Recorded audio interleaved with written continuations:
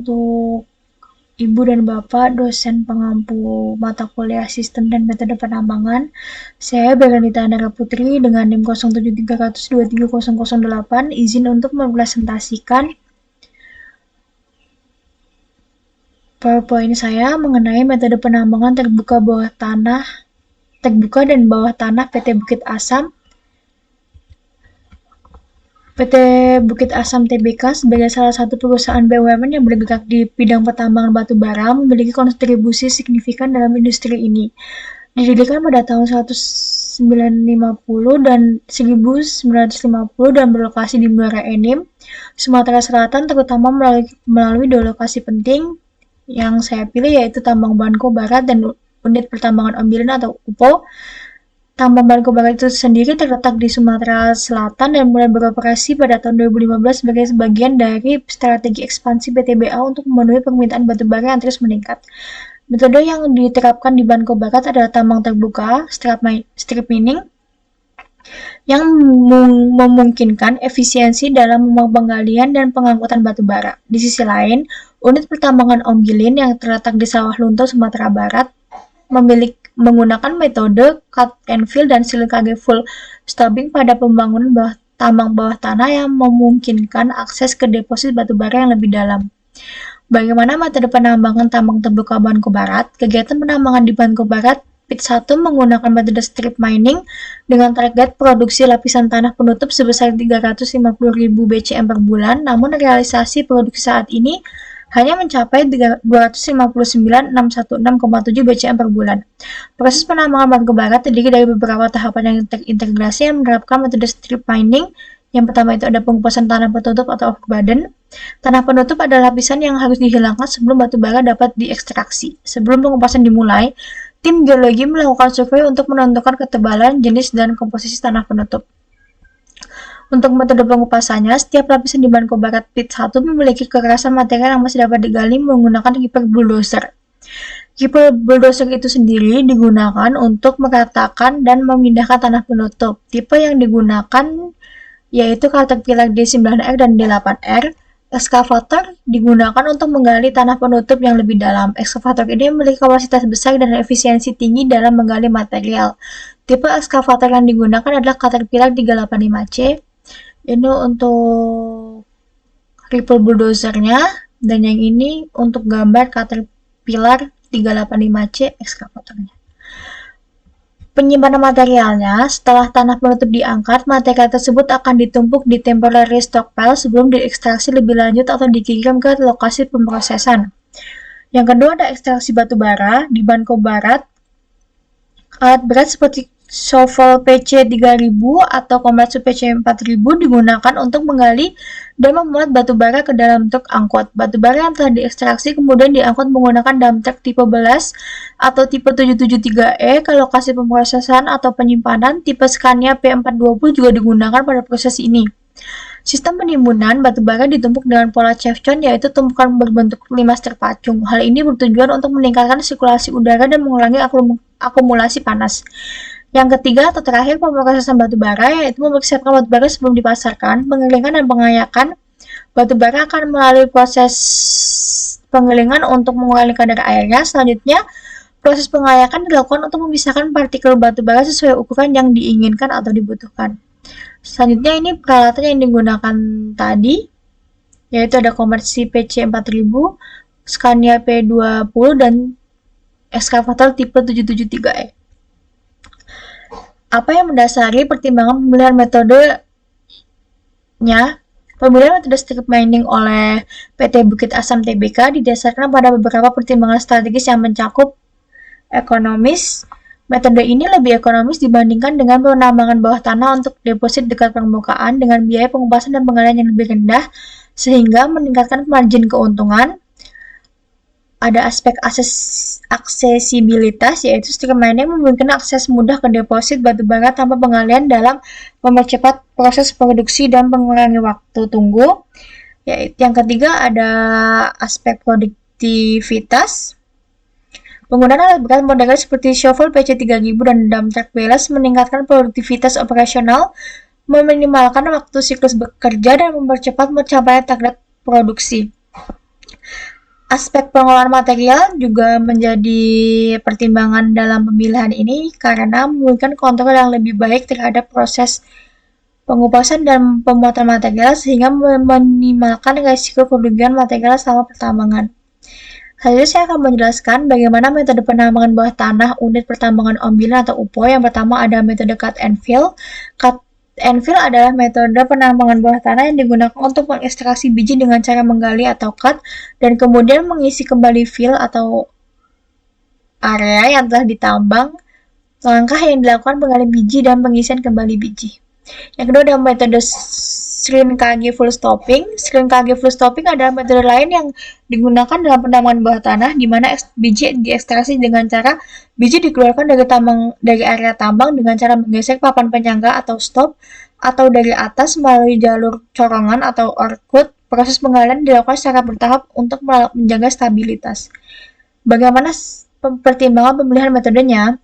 Pemilihan metode penambangan di unit pertambangan Ombilin PT Bukit Asam Tbk baik cut and fill maupun shrinkage full stopping didasarkan pada sejumlah pertimbangan penting seperti yang pertama aspek karakter depositnya, yaitu ada kedalaman dan ukuran. Metode cut and fill lebih cocok untuk deposit dangkal, sedangkan shrinkage full stopping lebih sesuai untuk deposit yang dalam dan kompleks. Yang kedua ada bentuk dan orientasi. Bentuk dan orientasi deposit mempengaruhi pemilihan metodenya. Deposit vertikal lebih efisien ditambang dengan shrinkage full stopping. Selanjutnya ada aspek geologis. Untuk struktur geologinya, risiko stabilitasnya menentukan pemilihan metodenya. Cut and fill memberikan dukungan tambahan di area berisiko keruntuhan.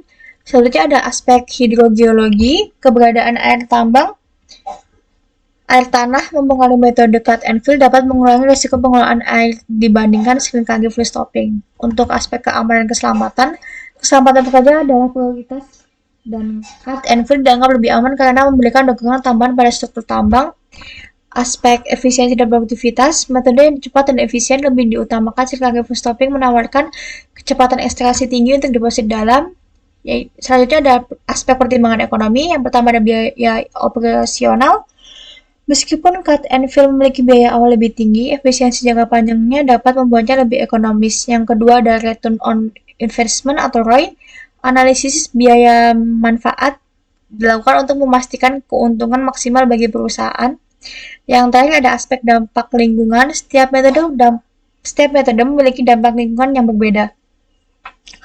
Cut and fill cenderung memiliki dampak lebih rendah terhadap permukaan tanah karena area yang ditambang dapat direklamasi dengan lebih mudah. Selanjutnya, saya akan menjelaskan SDGs yang terkait dengan tambang Banko Barat.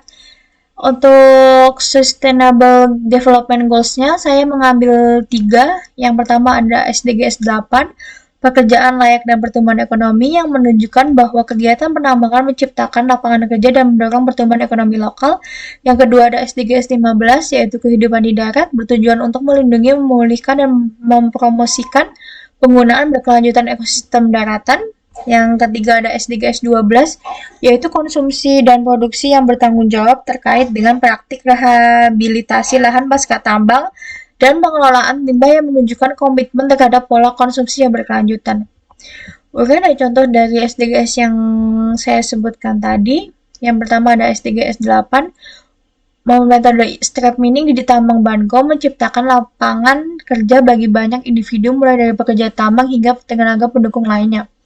Contohnya yaitu dengan penciptaan lapangan kerja dan pengembangan keterampilan. Yang kedua ada SDGs 12, dalam konteks strip mining, penting untuk mengolah sumber daya alam secara bertanggung jawab untuk mengurangi dampak lingkungan.